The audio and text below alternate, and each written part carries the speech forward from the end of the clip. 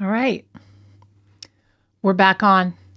Um, Watching the good old fan.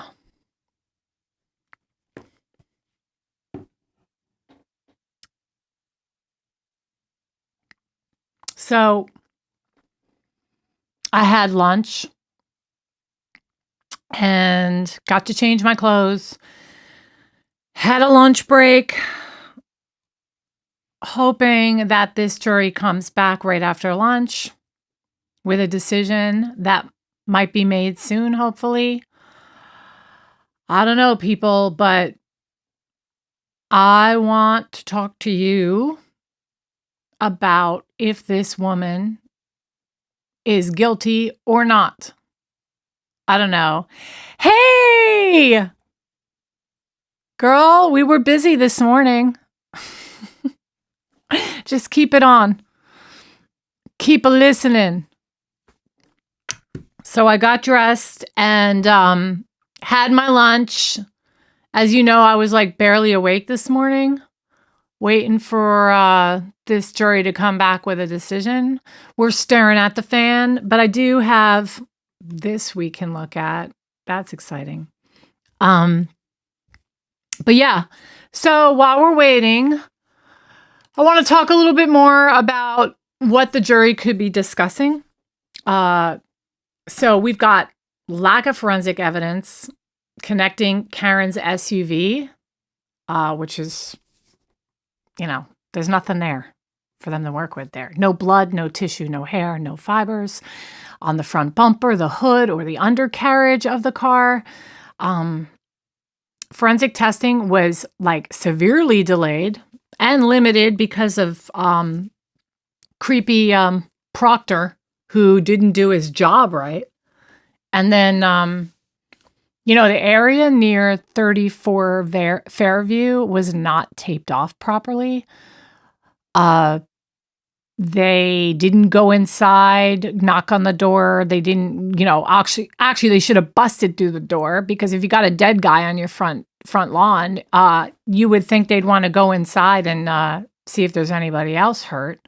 They didn't do that. Dogs were not brought to the scene to track any kind of scent. I thought of that one. Also, the weather, it was a blizzard. It was a blizzard outside, and it was quickly destroying any potential evidence, if there is any.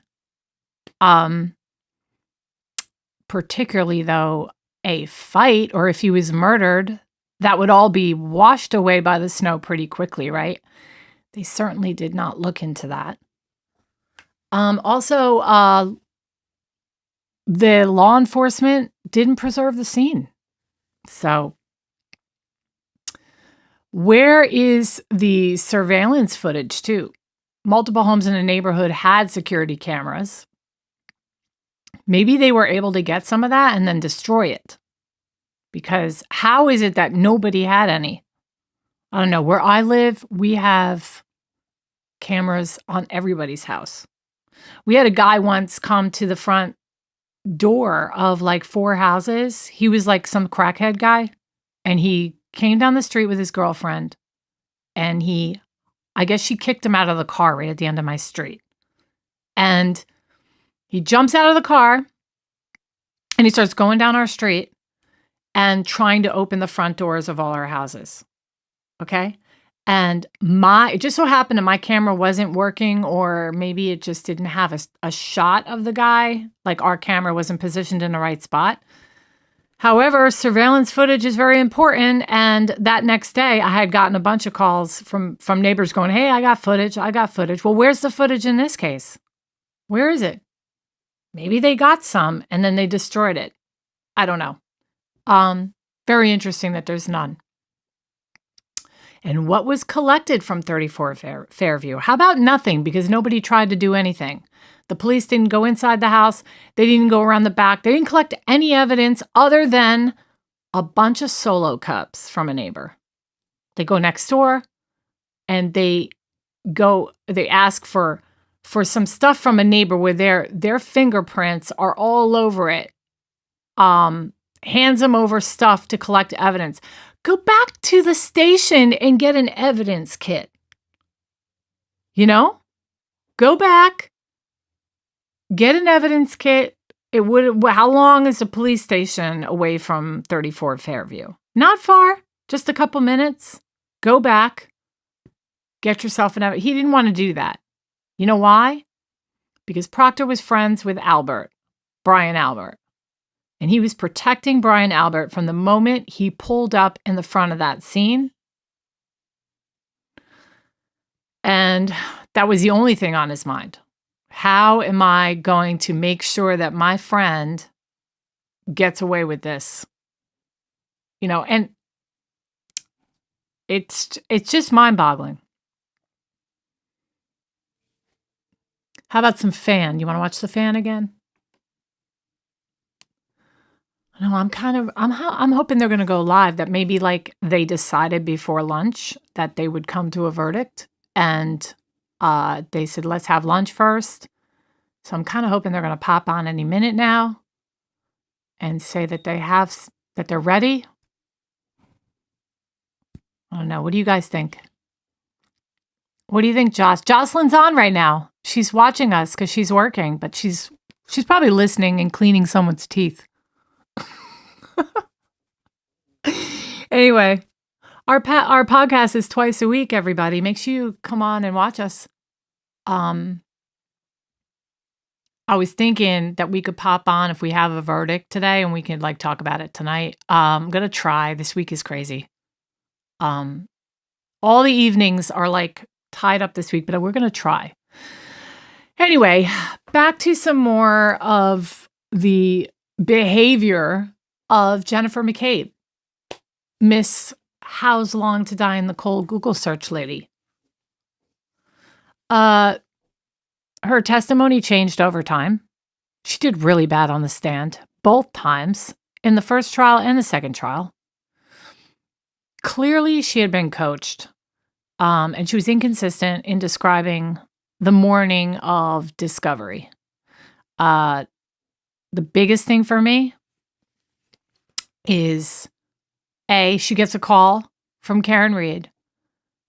Karen Reed screaming her head off. I can't find John. He never came home last night. She insists that instead of going back to 34 Fairview, which is where John was last seen, that her and Karen and Carrie get together and go looking for him, and they decide to go back to John O'Keefe's house. Like, how stupid. Like, Karen was just there. He didn't come home. You think they would go to the last place John was seen, but they didn't do that right away. Right?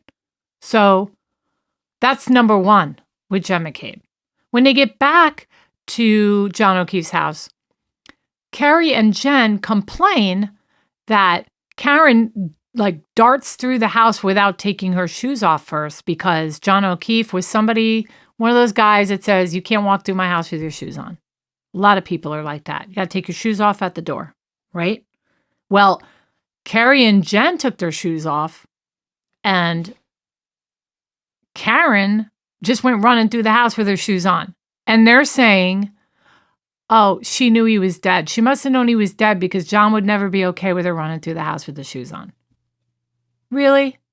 I don't know about you guys, but if my man was missing and I couldn't find him, and, we go back to our house to see if maybe he turned up, I ain't stopping to take my shoes off. I'm running through the house frantic looking for him. That's all Karen cared about that day. So that really makes me mad. But hey, Jen and Carrie took their shoes off. Now, I don't think Carrie knew anything, but I think Jen knew that John O'Keefe was dead, because I think Jen was at the house when it all went down. So Jen is the one I can say, well, you took your shoes off and took your merry time because you knew that John wasn't even anywhere to be found in that house. And you were just, I'll just take my shoes off here and let Karen go look. Right? So that's number one. Okay, number two. Then they all pile into cars and they finally head over to 34 Fairview. When they get there, Karen goes, there he is. Karen saw him right away, laying in the snow. Apparently, nobody else did that night. People were coming in and out of that house. Nobody saw his body laying there in the snow. That's because his body wasn't there. It wasn't there. So anyway, they show up. Karen goes, there he is. He's right there. She gets out of the car. She's frantic. She runs over to his body. She pulls her shirt up, pulls his shirt up, presses her body to him for warmth, starts doing the CPR on him. She's screaming her head off. Meanwhile, the Alberts are inside sleeping, right? The window closest to the body is the bedroom of the Alberts, where they were sleeping with their killer dog, Chloe, laying on a bed inside that room. Dog wasn't barking. They don't get up. They don't hear the screaming of Karen Read. They don't hear it. Okay, so then Jen picks up the phone and she calls 911. Okay, right there, people. I get, call 911, get help. But even while I'm on the phone calling 911, I would have been running into the house too to see if my family is okay. Wasn't she concerned about her sister? Weren't you concerned that maybe other people were hurt as well? So if you don't know anything and you don't know, like, let's say Jen McCabe really didn't know anything. Let's say Jennifer did not see a fight or a murder that night. And her story is all true and Karen's the killer. Let's just say that. Okay. I don't understand how you wouldn't immediately think, are there other people hurt? There's a dead guy on my sister's front lawn. Let me go inside and double check if they're okay. Let that sit with you for a second.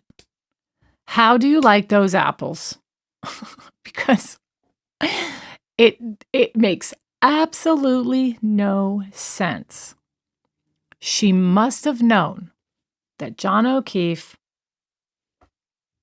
had already had a big problem and that he was either beaten up. Maybe she left halfway through. I'll give her that. But she knew something was going on, enough to know that when she shows up at 34 Fairview, seeing that body in the snow, she knew.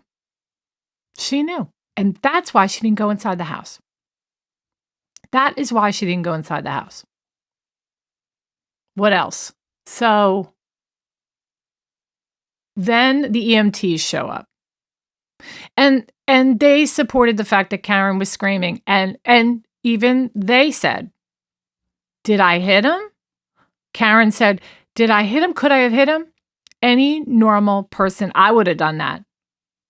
Even when you're 100% sure you didn't do anything wrong. When you see somebody dead and you're disoriented and you have been drinking, the first things out of my mouth would be like, oh my gosh, could I have hit him? Could I have hit him? Wait a minute. Did I back into him? I could totally see somebody saying that. Totally normal behavior. Going through something that traumatic. You're questioning things out loud. You know what I mean? She was bearing it all. Because when all you care about is the fact that your loved one is laying in the snow dead, all bets are off. Anything can come out of your mouth. It is pure trauma. So, let me take another swig of my drink here. How's everybody doing? Did you have lunch? Tell me what your thoughts are. I want to hear from you. Comment below, subscribe, like, share, and make sure you keep your notifications on because we come on and off when their cases are down to the verdict watch at this point. That's my plan. I don't normally come on in the morning or the afternoons. Jocelyn and I, we do our podcast at night, and I upload smaller, more like small 10, 15-minute deep dives into certain cases. But this one was too good to miss, waiting for Karen's fate. So anyway, Carrie recanted her grand jury statement. She claimed not to remember key parts of the morning timeline later. And that's because she got together with Jennifer McCabe. They became so-called friends after this at the urging of Jen. And why is that? Not having Carrie Roberts in your corner when she was the other third person there that morning would not be wise. So they had to make friends with Carrie. They had to bring Carrie Roberts into their circle. And I actually feel really bad for that woman. I think she loved John O'Keefe, and I think that her initial statements are true. Okay, but then they slowly change over time. And Jen gets together with her and pollutes her brain with this new story from the Alberts and the McCabes, because they needed to do a huge cover up here. So they pollute Carrie Roberts' brain, and by the way, Carrie Roberts is extremely vulnerable at this moment. She loved John O'Keefe. She wants justice for John O'Keefe. All Jen had to say was, Karen's crazy. Karen did this. You need to help us because Karen's responsible for this. That's what Jen McCabe was doing. And all the while making phone calls to her brother and her brother-in-law and her sister. And they're all cahooting, and Proctor was involved in this, getting stories straight. And Jen was at the center of this all because Jen is one of the three girls. Got Karen, Carrie, and Jen, right? If they can't get Carrie Roberts in their corner, this would fall apart. Right? So it was Jen's job. Her sole purpose at that point was to save face and to get Carrie Roberts on board. So she makes friends with her. Yeah, I know she said in the trial that we both went through a traumatic experience together. That's why we're friends. Okay. No, that's not why you're friends. Maybe if all this other evidence wasn't out there lurking that clearly points to murder in that house, then maybe I would buy that statement. But actually, your motivation to be with Carrie is greater, to be her friend, is greater for the purpose of a cover-up. So, poor Carrie had to have interviews, interrogations, phone calls, house visits with stupid Jen McCabe in the nearby vicinity, helicopter momming her, getting on the phone. She's telling him everything, right? I mean, and honestly, for the same reason that I think a lot of people are afraid of somebody like Brian Albert, the Canton police, the same reason my theory is that his family is all going along with this. They're all going along with this is because Big Bad Bry is a Canton police officer and also a family member. No one's going to go against Brian. Nobody. So, I don't know. Carrie might have been threatened. If she didn't go along with this. We'll never know to the depths of what kind of things went on behind closed doors. We don't know. But I would say that you do not want to be a resident of Canton if you're not in good with the Canton police. There are so many bad cops out there. Yes, they pale in comparison to the good ones. there is a larger percentage of really good police officers out there. But make no mistake, there's some crappy ones too, and really bad guys. Bad guys that get involved in, taking bribes, making deals to get extra cash on the side. And there's a bit of a power thing, a power struggle thing that goes on there. I'm a police officer. You respect me because I'm a police officer. So, I don't know. Carrie, I think Carrie got threatened physically too. I would be like, uh-oh, I better move out of Canton or I'm going to show up as a corpse someday. Really scary stuff. Now, keep in mind, Brian Albert, he testified in the first one, didn't look too good when he did, but he never showed up in this one. He never showed up. You don't think the jury's sitting there saying, why isn't the homeowner who's apparently so innocent of this and didn't do anything wrong, why didn't he come forward and testify? Brennan and the Commonwealth made a huge mistake not putting him on. I know he would have bombed again, but I think it looks even worse, the fact that Brian did not testify. Questions like, didn't you hear the sirens? Didn't you see the flashing lights? You know those lights, the lights on the police cars and the EMTs, like red flashing lights come swirling around in a circle, flashing into that corner bedroom window, that top corner bedroom. Why didn't his family come out of the house and say, hey, what you doing on my front lawn? Nothing. Quiet as a mouse. Why? Because they were involved in something. Now, the dog mysteriously disappears. Their dog, Chloe, who hates strangers, mysteriously disappeared. Apparently, he was rehomed. And all of a sudden they go and sell their house. But before they sell the house, guess what happens? They renovate and they tear up the basement floor. They tear it up. I mean, then they sell it. What's it, like 2 months later they sell it? Ooh, I don't like the thumbs down. Yeah, well, obviously, if you gave me a thumbs down, then you believe, thank you, then you believe that Karen is guilty, because there's half of the country thinks she's guilty.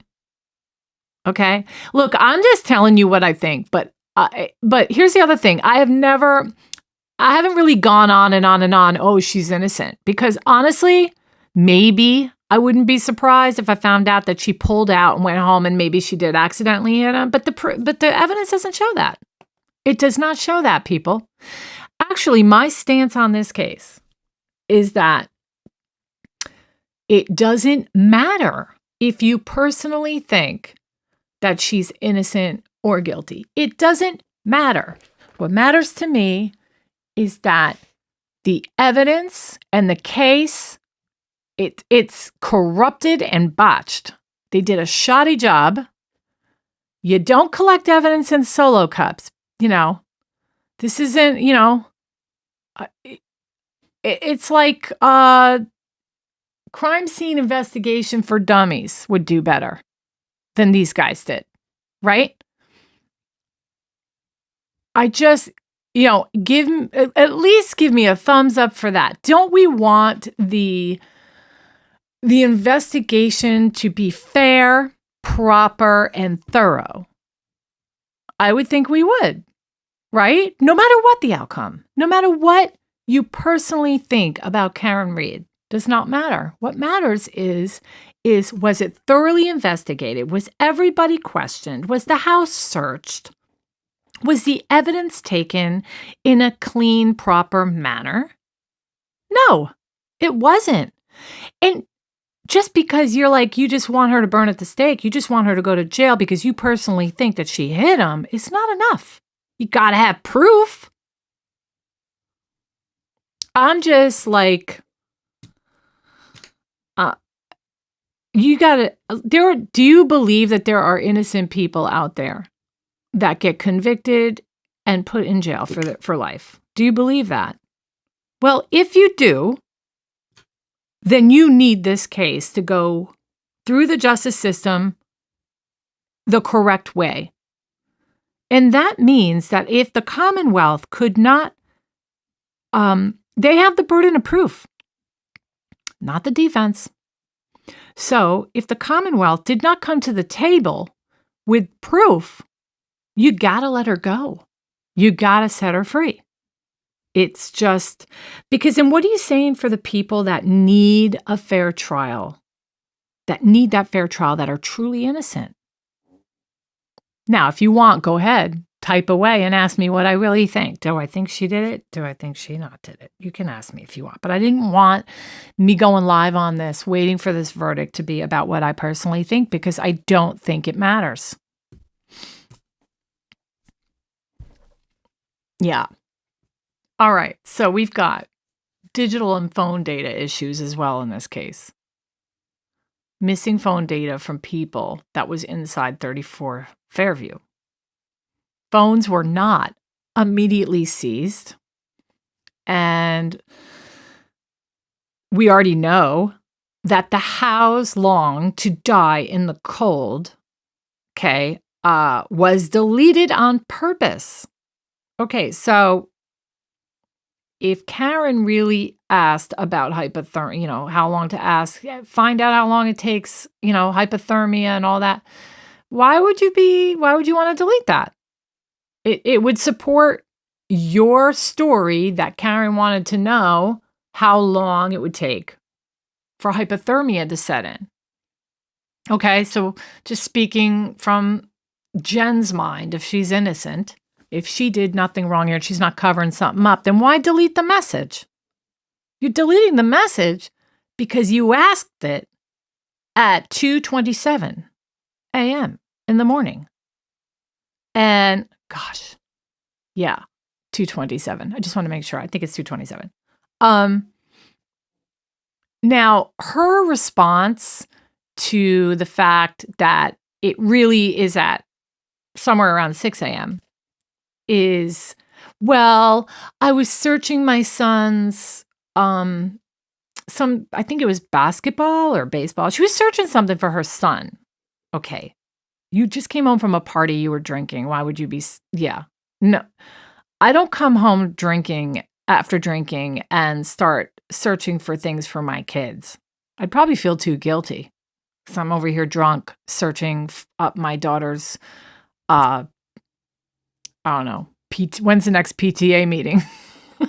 I don't know. Something like that. But anyway, so she says she's searching, I guess, a schedule for basketball or baseball. I just don't remember which one it was. And that she left the window open and it remained open. She left her phone without closing it out. And that's her excuse. That really the How's Long to Die in the Cold happened at 6 something.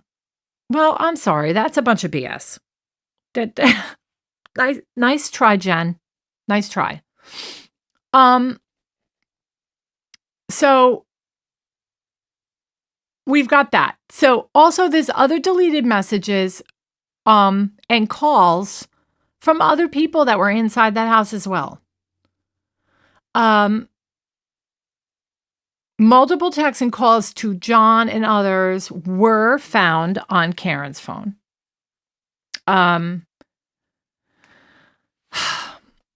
don't know. That's a real issue. So we've got systemic bias going on and a public distrust as well.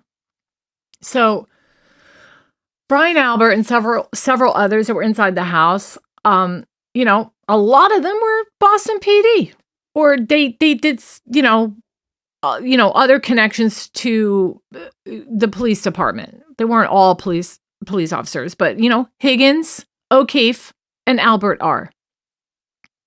So there's really a lack of transparency from the DA's office, delayed disclosure of evidence, like McCabe's search.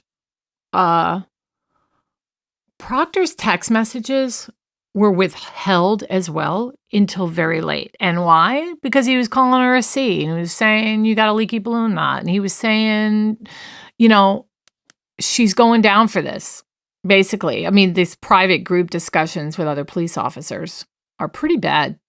I mean, he hadn't even investigated it yet. And he's already on the horn talking to his PD buddies, talking about how, nope, Albert will be okay. Brian Albert's going to be okay. She's going down for it. And then there's this public outcry that happens for Karen Read. It goes pretty much viral because of Turtle Boy. There are protests outside the courtroom, allegations of corruption, framing, gender bias. Critics, basically believe that Karen is being scapegoated. And this is a male-dominated group that is railroading her. Police, they can't let their names be thrown in the dirt. They can't. How about the judge? The judge is the most unfair judge I've ever heard in my life. Okay? Now, apparently, Jennifer McCabe has a brother-in-law. And this is alleged.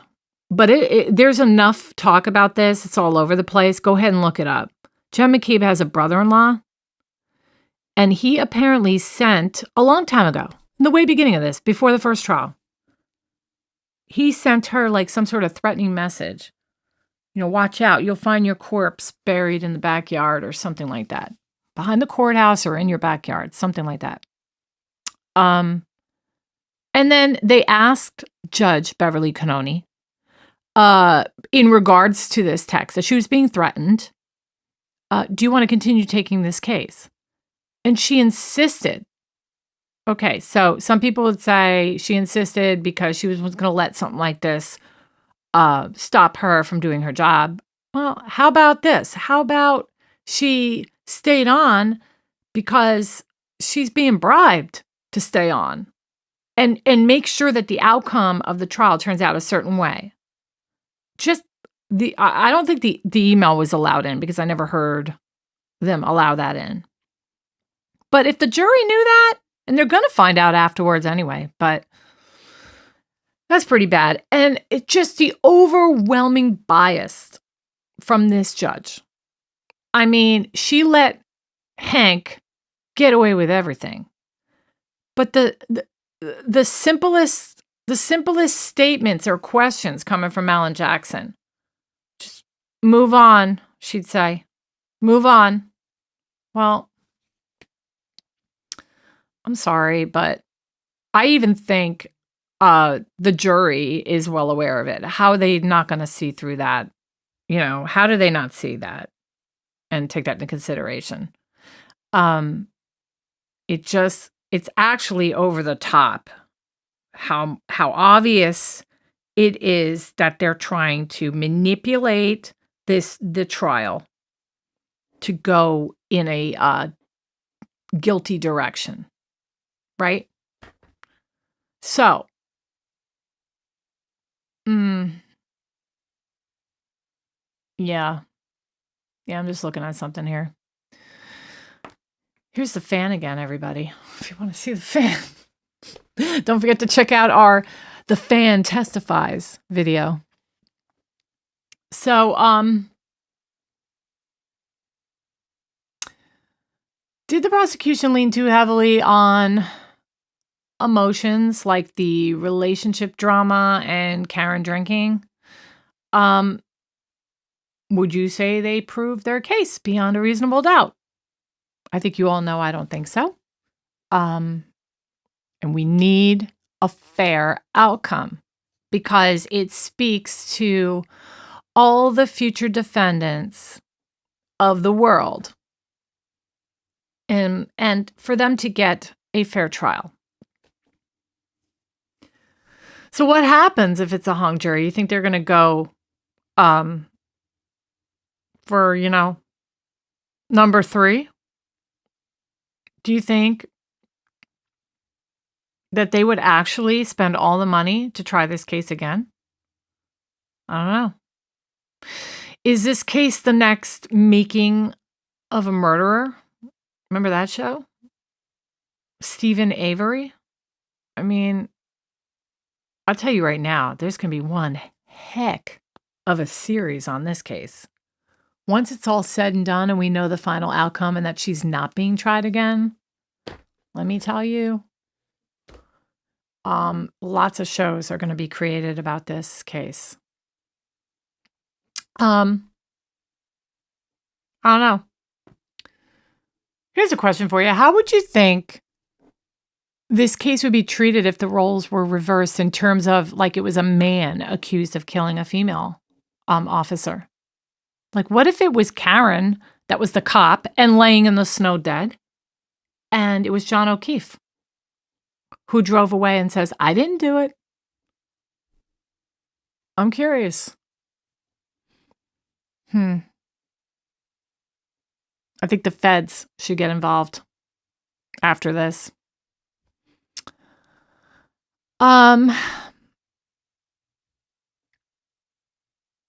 Waiting on this is, I don't know. I'm convinced it's going to come. I'm convinced that we're going to hear today. I would be surprised if we don't.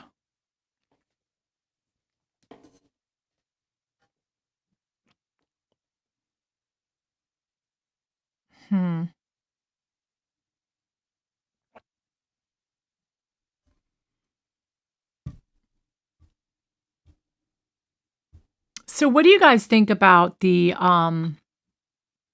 damage to the Canton PD credibility, their reputation, especially after all those text messages between Proctor and all those other PD cops? Like, what do you think? I wonder what the temperament is like in Canton, Massachusetts right now. What is just the everyday person walking around, going to work every day in Canton? What do they think? I'd be pretty embarrassed by my police department if I was them, And I wonder how many just everyday people that are from the Canton police, everyday people of Canton, what their feeling is about their safety, right? I wonder how many people put their house up for sale and wanted to move the heck out of Dodge. Hit the subscribe button if you guys haven't already. Like and share. I'm just hanging out. We're having open discussion. Yeah, I would think that the people that live in Canton right now are sick of the case. I'm tired of all these. I will say it is annoying to have protesters all out on the street all the time. I'm thankful that some of them have uncovered a lot of things about the Albert family. I know Turtle Boy has been really active, and I've gotten a lot of information from listening to him. But through a lens, like I look at this through a lens of just wanting to make sure that the trial is done in a fair, proper manner. And I'm sorry, but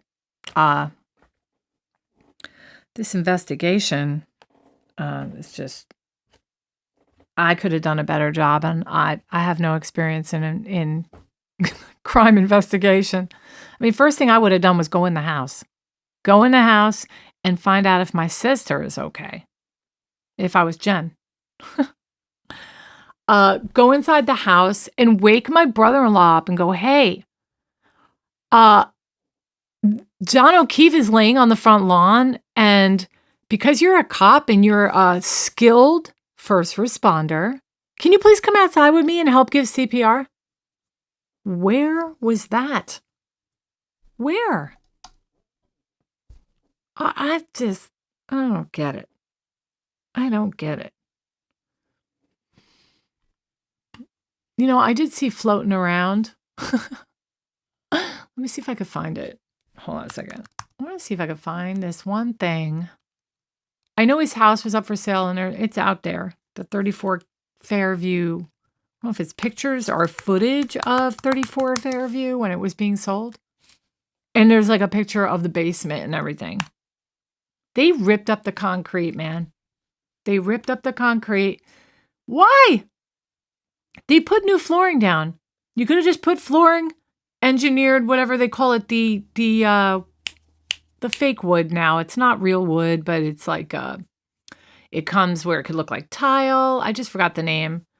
But they put flooring down. Why would you rip up the concrete underneath and re-pour it to put flooring on when you're moving? That is so expensive. You know how expensive that is? Oh, guys, I got pictures. I got pictures for you. Let me throw this over here. Ooh-wee. All right, here we go. Let me open this up for you. All right, look. While we're waiting, let's look at 34 Fairview, okay?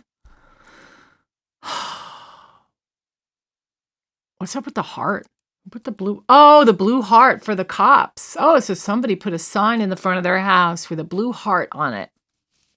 For the boys in blue. And the head boy in blue is Brian Albert. All right, there's that middle door there, which is kind of like a TV room between the garage and the main house. And by the way, as soon as they go live, it'll get loud because I have it on right now and I'm waiting for it. Oh, Joss. And she says that she doesn't remember the dog, as in she doesn't remember seeing the dog. Right. Exactly. Oh, I'll talk about that in 1 second. I'm just showing a couple pictures of the house when it went up for sale. Okay. Here we go. So anyway, there's that middle door. You've got the main front door, and then you got the 2 garage doors, and then you've got that middle door, which is the door that I guess people proposed that would be the door he would go into. Yeah. And it's like a little TV room. Kitchen's on the left, and then the garage is on the right. Okay. So let's look here. All right. So there's that. When you first walk through the front door, staircase is right there. And then foyer. Okay. I'm just memorizing those 2 chairs there so that when we go into that room, I'll know which room that is. All right. Family room. There we go. Okay. There's a family room. Ooh, what can I find? That's obviously there's stuff, right? So this is how the house looked. Interesting. All right. And then we've got, just a back covered porch area. I don't know. I'm weird. When I look at houses, Jocelyn knows, I love looking at the inside of houses. So when we do a case, I try to find pictures of the inside of either the perpetrator or the victim's house. I don't know. That's the kind of weird deep dive I like to do. Like, I just like to feel, like, just to know the dumbest things. Like, even if, like, what kind of fruit they had in the fruit basket. I'm weird like that. All right. There's the kitchen where everybody was gathered around. There was a lot of people gathered around in the kitchen there, having some late night drinks. Mostly the college age kids. It was Brian Albert Jr.'s birthday. They were there celebrating. Yeah. Okay. Let's see. Oh, I have that 3-tier dish in my kitchen that's on that counter right there. I have that exact one. Interesting. I know nobody cares about that kind of stuff, but I do. All right, bathroom, so what? So what? Laundry room. Okay, this is the bedroom where Brian and Nicole slept. There are the two windows that when you're looking at the house, the top far left, two windows. Now, the window you're looking at right now, all the way to the right, is the last window of the front of the house there. Just right there. Out that window, look down, and there would have been John O'Keefe's body. The dog slept in the corner, and I don't know which corner, but how crazy would it be if it was the corner right there that we're looking at by the window? Dog never barked. Dog never barked. He would have heard, like, I have a dog and he hears everything. He will hear like a bug crawl across the floor. That's how good his hearing is. This is a German Shepherd. This is an intelligent, by the way, one of the most intelligent breeds of dogs. Okay. Aggressive, extremely protective, laying there in the corner of the room, sleeping while Karen Reed is screaming right outside the window, right there on top of a dead man. EMTs, flashing lights, people, clearly it's a blizzard going on. So the blizzard is probably loud. Everybody's freezing. Everyone's yelling. Not everybody's all huddled together. There's some people over by John. There's some people over by the back of the truck, the EMT truck. There's police cars. Proctor's standing outside. They're all raising their voice at each other, and it's a heightened, scary situation, right? How does the dog not hear it?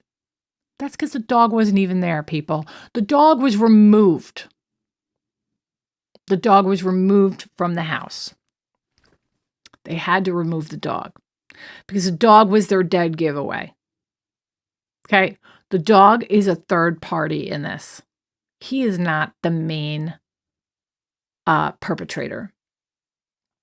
My theory is that Higgins and Albert, Brian Higgins and Brian Albert, got into a scuttle with John O'Keefe. Now, I don't know if John O'Keefe started it first or Higgins. Actually, could have been either or, because John knew that Karen and Brian Higgins were texting and chatting with each other. Okay? He knew about it because Karen texted Brian Higgins. We went through the text messages on Moms for Justice. We have an episode on all the text messages. Go check it out. But you can go watch them, and we walk through them for you, and we commentate on them. There's one text where she messages Brian Higgins after a couple weeks of flirting with him and says, John knows. John knows we're texting.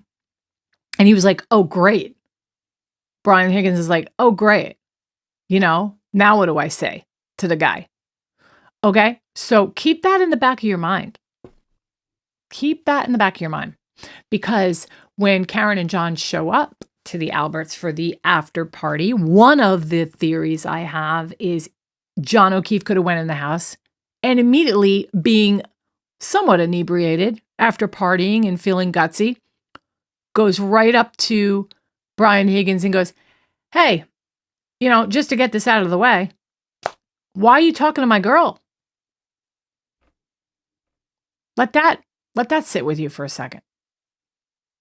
Okay?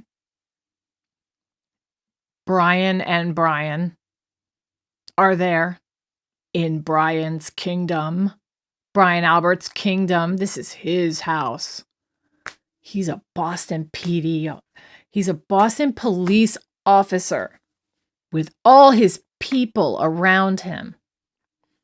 Big, burly guy, chest in the air, was just roughhousing with Brian Higgins at the Waterfall Bar. Okay? Clearly, they were egging each other on about the fact that Karen and John were there. They were messing with Brian Higgins. Hey, did you see that? John O'Keefe kisses her on the forehead. Again, I've been out and about singer of a band, been in bars. Guys get together and they're stupid. They drink and they get stupid with each other. And they start to try to outdo one another or instigate each other or work your friend up who's had a little too much to drink, you know? I had friends like this. I had friends like this, like, yeah. Okay? So I picture that John O'Keefe kisses Karen on the forehead. You know, hey, Higgins has been promised. It feels like he's been promised on the phone with Karen for a little, to get a little something from Karen Read, because she's been leading him on. And really, honestly, if you listen to the text messages on our video, she's quite frank. She's got some guts, you know, about meeting up with him. So Brian wants what's coming to him, right? And then after a few drinks, it's a recipe, a soup of disaster is about to happen here. There she is, getting kissed on the forehead by O'Keefe. Here's what I think.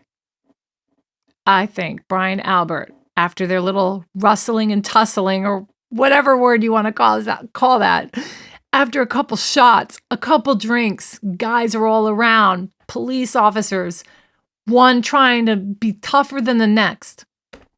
Brian Albert leans over and says, "You gonna let him do that to your girl? She's yours, not his. Aren't you two got something going on? You need to go get that girl. She's yours, not him. Let's show him put him in his place." That's what I think happened. Okay. Back to 34 Fairview. So my first thing is that John O'Keefe went inside, wanted to clear the air, had a lot of guts because he had a lot of alcohol in him. So fear goes out the window when you've been drinking. We all know that. And, oh, by the way, subscribe to the channel, like, share this video. Let me know what you think below as well. So he goes up to Brian Higgins, and I think he says, "Well, so you've been talking to Karen, huh? What's going on there? Why are you talking to my girl?" It could have been a little more confrontational than that. It could have been a little more aggressive. It could have been like, you know, him getting in his face, you know, nasty alcohol in his breath, leaning in, swerving like a sloppy drunk. "Why are you talking to my girl?" I could totally see that happening. I've seen it many times, you know, like I said, for 15 years, I worked in the bar scene, and I know what happens. I know what happens after midnight, and it's not good. Sometimes people just need to go home and go to bed. Okay? That's not what happened here. Also, I think he was purposely invited to Fairview because they wanted a better place to rough him up, a more private location to mess with John O'Keefe, because Brian Higgins wanted Karen. Make sense? Does it make sense? So, sloppy as he is, could have said, "Why are you texting my girl?" And in a matter of seconds, punches get dropped. Punching back and forth, a fight. But here's the thing. John O'Keefe is no schlep. Brian Albert and Brian Higgins are trained police officers, but so is John O'Keefe. So, a nasty fight breaks out. Everyone's watching. Jen McCabe is there. Nicole is there. Colin Albert is there. Brian Albert Jr. There's other kids there. They're all freaking out. I'm not saying that every single one of them was like, yeah. But maybe in the beginning, they were like, oh, it's just a fight. It'll get settled. Maybe even a little bit of pride about that's my dad or that's my Uncle Brian or whatever. And they were like, yeah, you know, dog is behind a closed door at this point, barking his head off. Somebody thought it would be funny to go and open the door and let the dog out. So the dog comes down, and this is why the wounds are superficial, because the main aggressors here are Brian and Brian. They're probably beating him up and not realizing how bad they're beating him up. And the dog is, kind of like a woodpecker, sticking his nose in and getting jabs at John O'Keefe's arm. Clearly you could see by the arm that it's superficial, lacerations and bites. His owner was doing most of the work, and Brian Higgins. Then you've got this, major catastrophe to the back of the head, and that was probably somewhere that came along in the middle of them beating up John O'Keefe. I don't know. I think it got out of hand, and then they couldn't go back.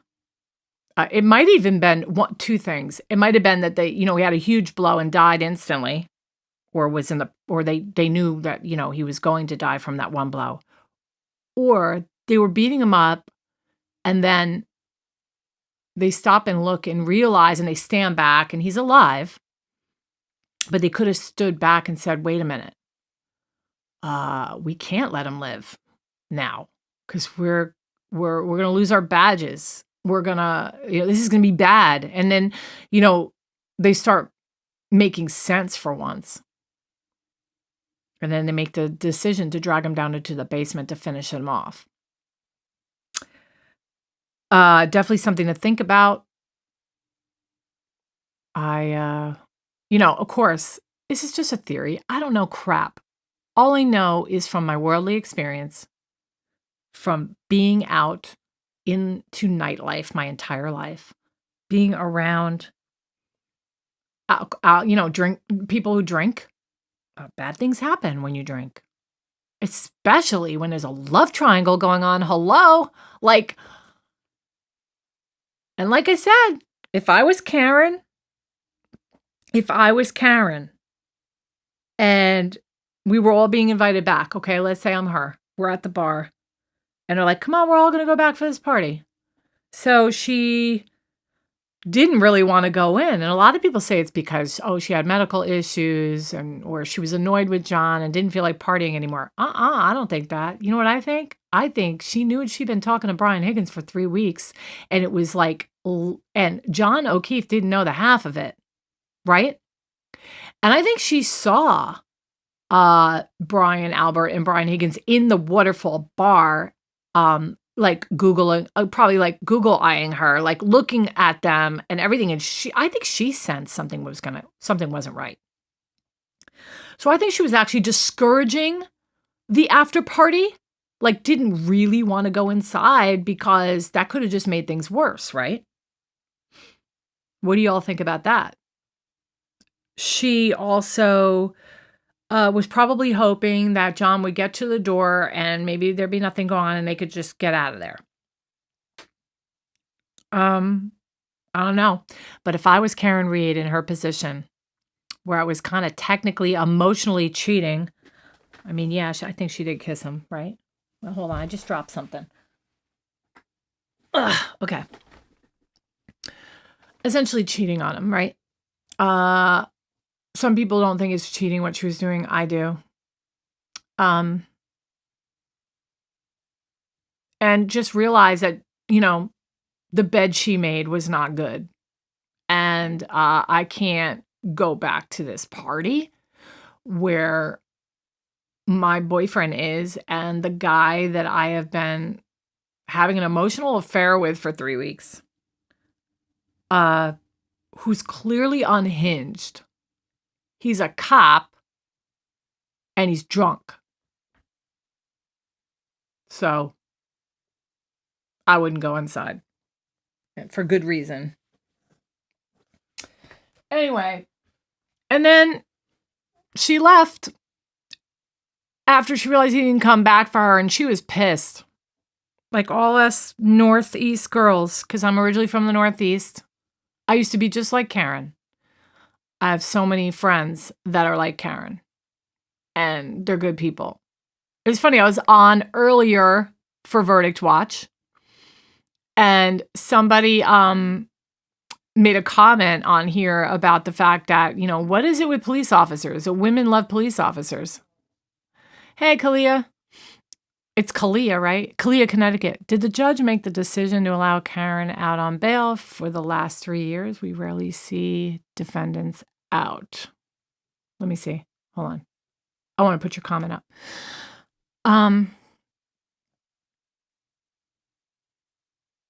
Oh, I mean, yeah, she was obviously allowed out on bail, but I mean, why do you think she should be being held in the jail right now? I don't. I think there's good reason. She's never ever been in trouble before.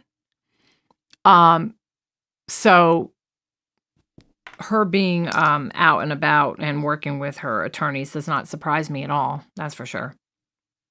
So as I was saying, and you might have heard this before, because I think you were on before, but someone had asked me this morning, why do girls love police officers so much? Like, why do they fall for them? It really is a thing. It's a trend. These girls, and I have one of my closest friends, and I won't say her name. I won't embarrass her.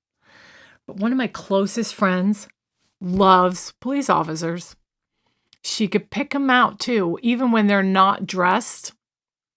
They're not in uniform. She just gravitated towards them. We'd be in a bar and I'd see her talking to somebody. I'd come over and she'd go, "He's a police officer." Like, really?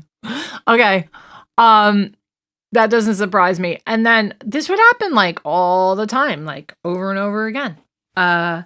And I was telling the story before about how we went back to her house one night after one of my gigs, with the band. And she had a relationship that had recently, they parted from each other, and he was a cop, and he was definitely one of those, "Hey, I'm a cop" kind of guy. Just really he just loved that he was a police officer. And they broke up, and me and my boyfriend and this other guy that she was interested in, we were all hanging out at her house afterwards. And all of a sudden, we hear this major pounding on the door, and it's her cop ex-boyfriend.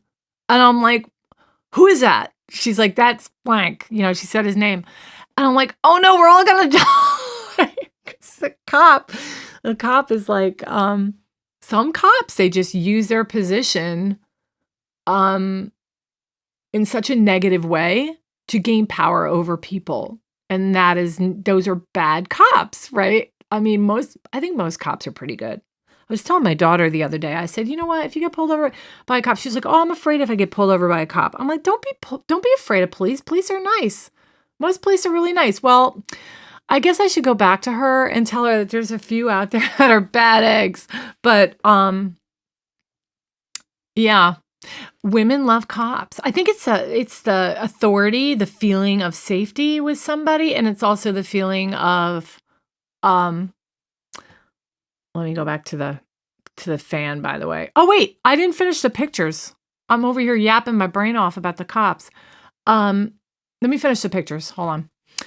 So this is inside the house. All right. So is that the same bedroom?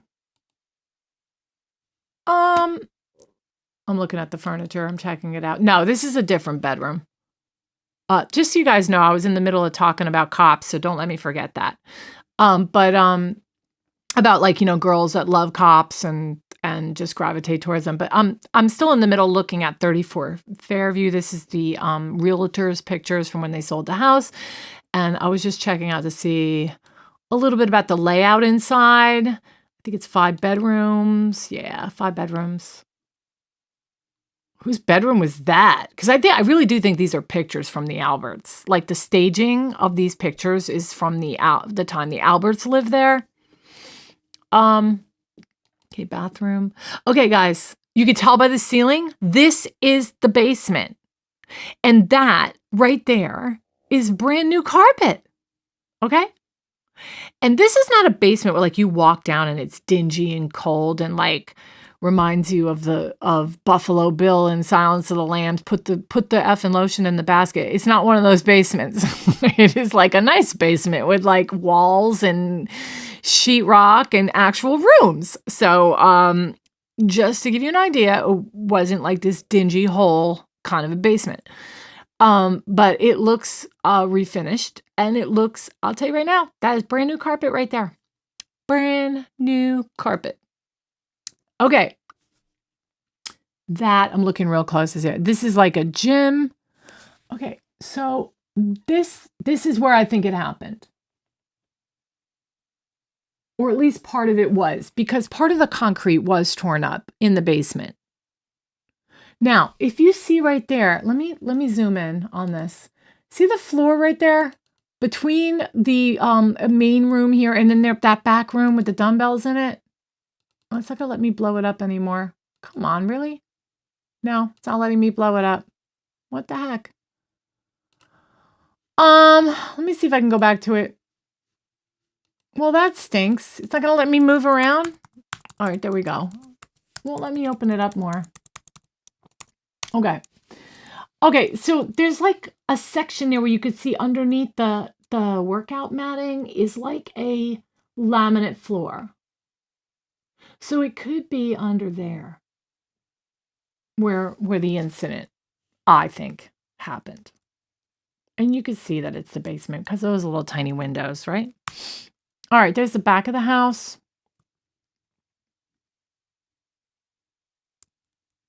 Swimming pool. I think it had one of those doors, like I forgot what they call them, those doors where you can go walk down into the garage. I mean, not the garage, the basement, but I don't see it in this picture. It's not letting me blow it up anymore. That's annoying. You can go back to the listing. Yeah, what on earth is going on here with the zooming? All right, weird. Oh, I see. Okay. I was just doing it wrong. It lets me blow it up like only one time. All right. Almost $1 million. You know, but just odd, 2 months after this happens, they sell it. And the dog disappeared, never to be found again.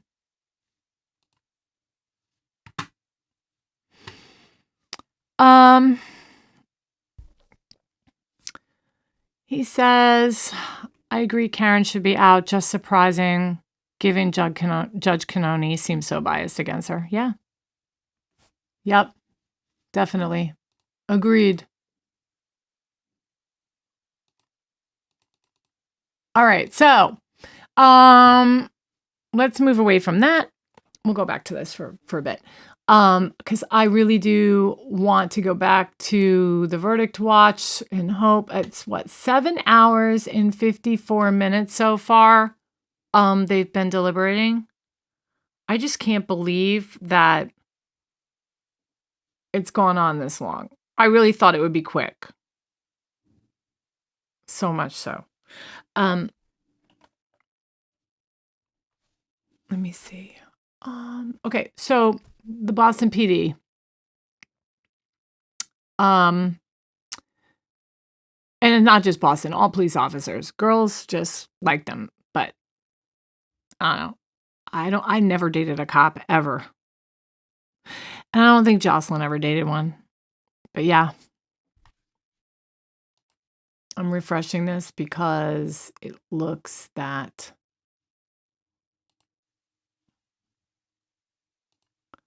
blowing this up. Let's move it to there. My fan.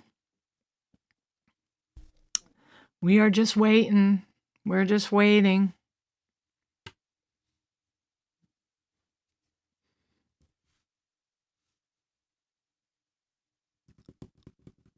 So guys,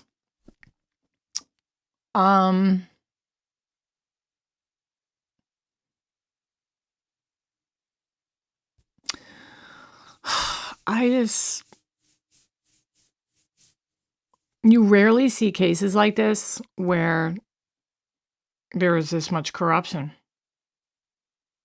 I don't know of many.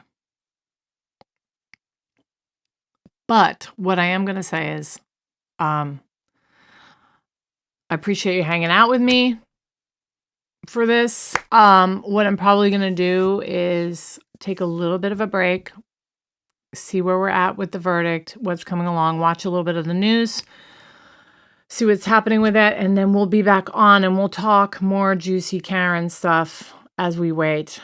Make sure you give me a thumbs up, subscribe, like the channel if you have not done that already. And I will be back in a little bit. I will see you then.